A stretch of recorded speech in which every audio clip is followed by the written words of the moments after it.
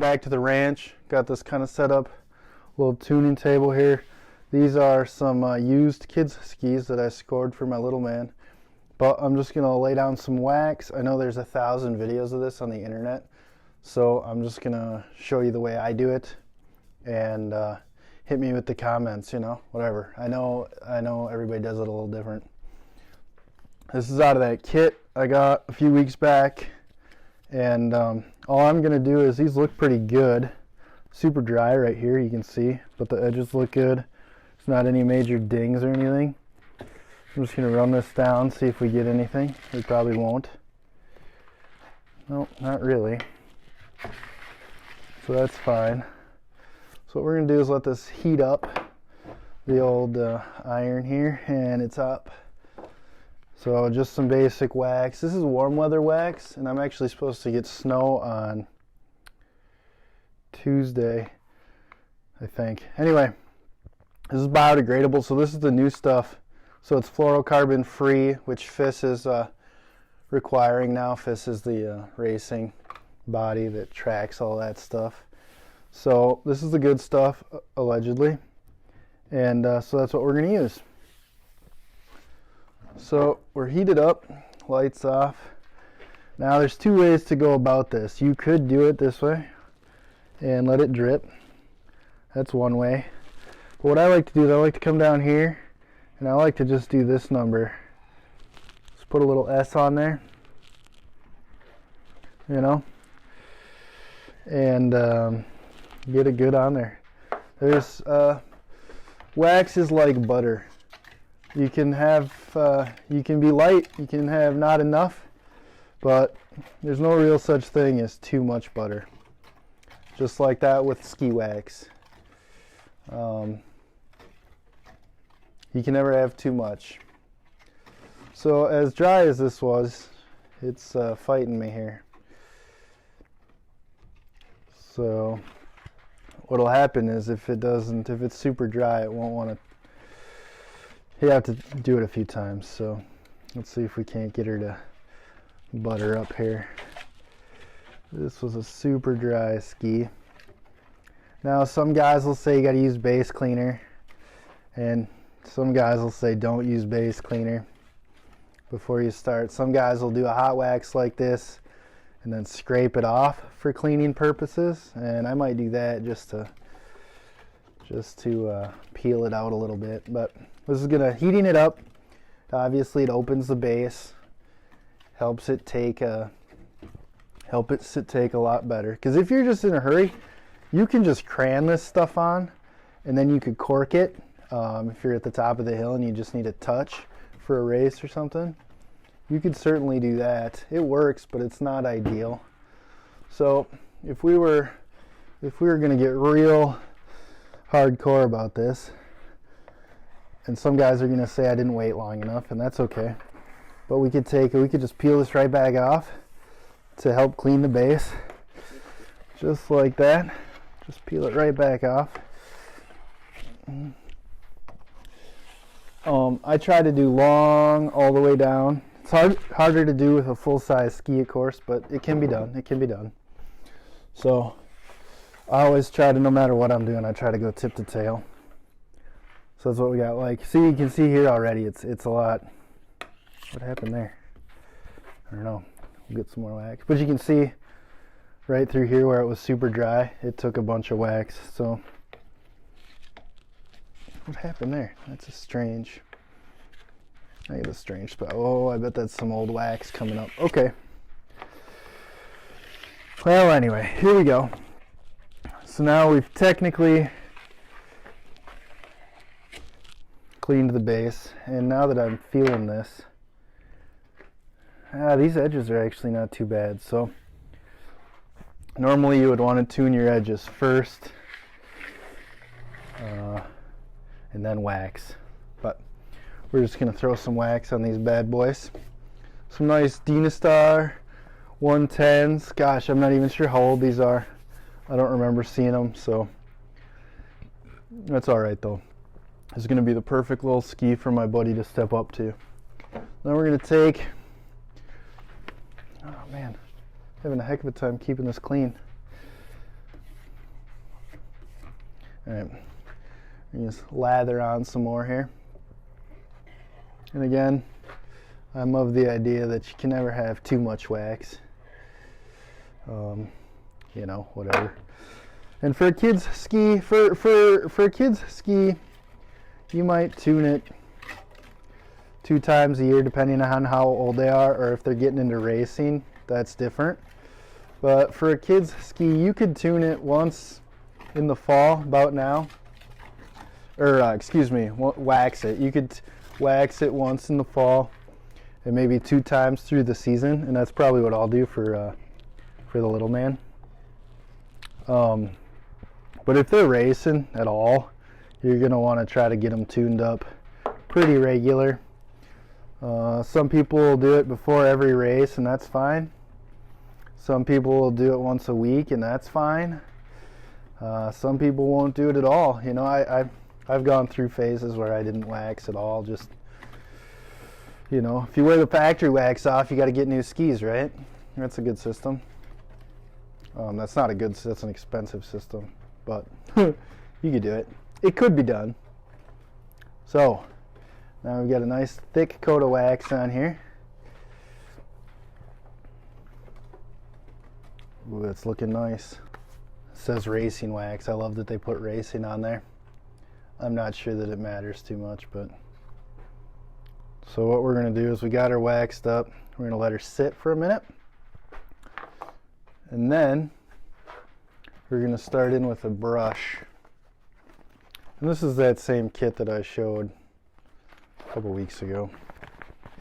So since we just put wax on, I'm just going to reach in here for my nylon brush. Alright, so we let it rest a bit. Then we're going to just go ahead and scrape it back off.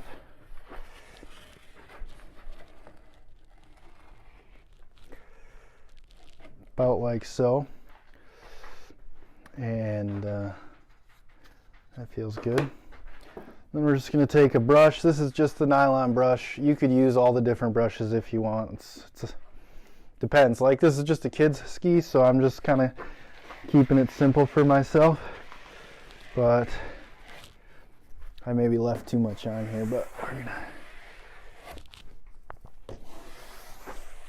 Yeah, I think I did. Shoot. Don't do that. Don't do that. Try to get it down to the right spot first. Alright, anyway. 1, 2, 3, 9, 10.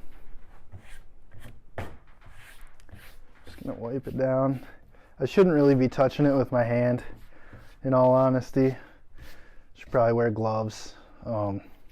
Just the grease from your hands. You know, it just depends on how intense you are. There were days in my life when I would have been doing this with gloves so that my oils didn't get off my hands, but we're gonna call that good. For my buddy Charlie, that's looking pretty clean. We'll do that.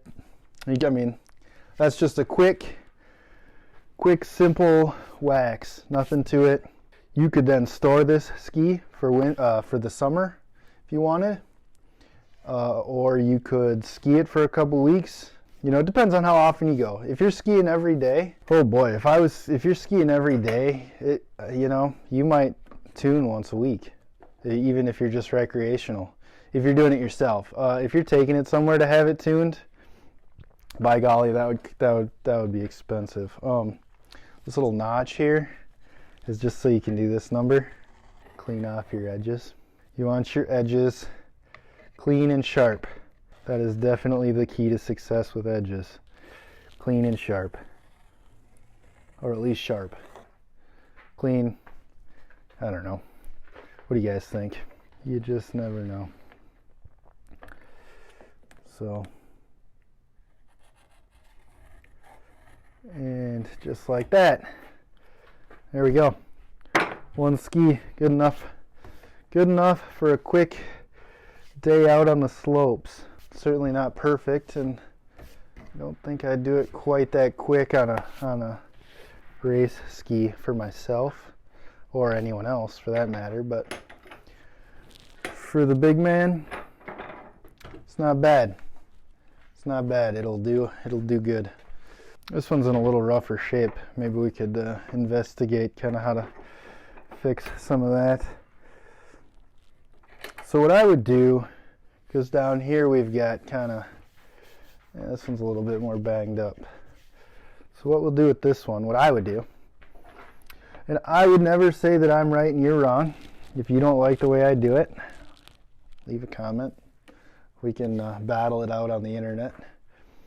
But in this scenario, I just don't like how that looks right now. So what I might do, just come in here, grab my wire brush, brass wire brush, and I might just give it, oh, you know what? First I ought to scrape it in case there's some wax. I don't know why there'd be wax on this one and not that other one. But you never know what you find sometimes. There you go. Nothing came up. That seems about right. So just right through here where this is just not great, I might do this, you know.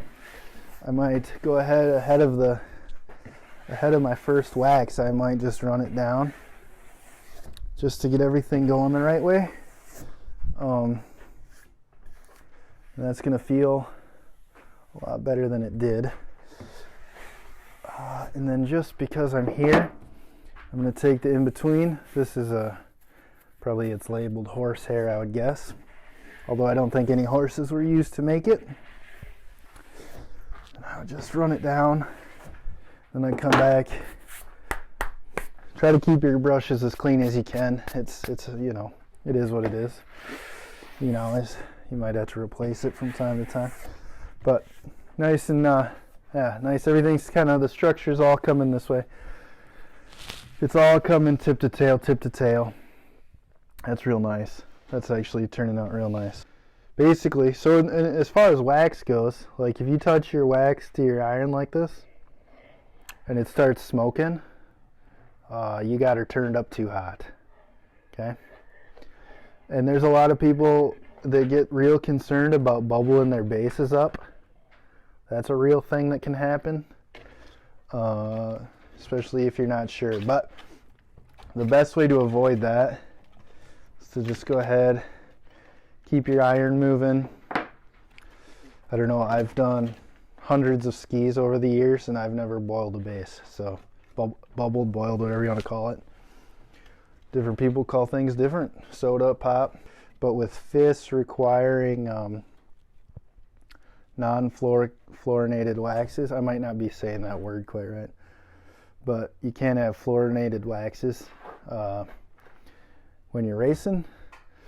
So that should come around to where some of these eco-friendly waxes are a little less expensive, especially with Swix kind of getting on board here. Don't touch hot wax. It's hot. Anyway, you buy your wax by temperature, so warm weather is usually red, at least from Swix. Here's base prep. That's what you could use that to actually do that first cleaning that I scraped off. Graphite warm. That's completely unused block. Great. So graphite, fluorinated. I would stay away from that if you're racing. If you just need some wax. There's warm. Graphite cold. Here's a Ceranova high performance glide wax, fluorinated. See, there's another. You gotta. My wax is no good anymore. My whole stash. Blue. Swix has a whole chart. CH7, LF7, CH8. So this is for colder weather. This is for warmer weather. Blues get into the even colder weather. What else do I got? F4. Oh man, that was supposed to be the stuff back in the day. Here's some just general wax. I know that's like base prep wax for sure. So, and wax, like anything, I mean, you buy it and it says Swix on it, you might pay extra. One Ball J makes a good wax. I wouldn't be surprised if one company didn't make most of it anyway. One Ball J though, you can get that for pretty inexpensive. What else is out there? Toco, I think, the yellow one. Swix. I'll see what else I can dig up and put them in the corner here, but anyway, here we go. It's feeling good. So right back to the scraper. Again, try to tip the tail it if you can. I'm gonna give it one more pass. Just get it down. You're just trying to get it nice and level. That's what you're trying to do with this. Trying to get it even. Trying to get it level so that when you brush it out, this ski might not be true. So on a ski, this is not a true bar, but on a ski, you could take a true bar and you go down like this, and you can see if it's concave or convex or whatever the one is. Cave must be in, vex must be out. Is that right? So you can do that. Don't put a stone. Don't put a gummy stone on your freshly waxed ski. It's probably not the best system. I don't think Chuck's gonna notice though.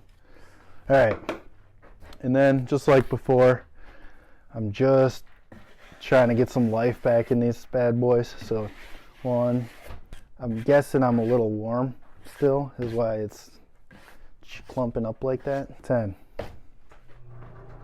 Anyway, there you go. Just like that.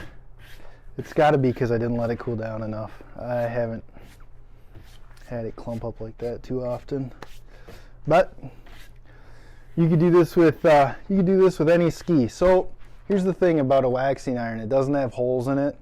You can use your mom's or your wife's or your girlfriend's regular house iron. You could do it.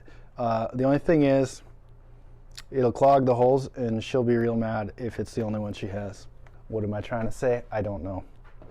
Probably gonna edit that out. Not the greatest tutorial. But if you've never waxed a ski, like I said, there's 1,000 videos on the internet. I'm gonna add one more anyway. That's a quick wax. That's a real quick wax, a real quick way to just bring some, you can see the dry spots cleared up.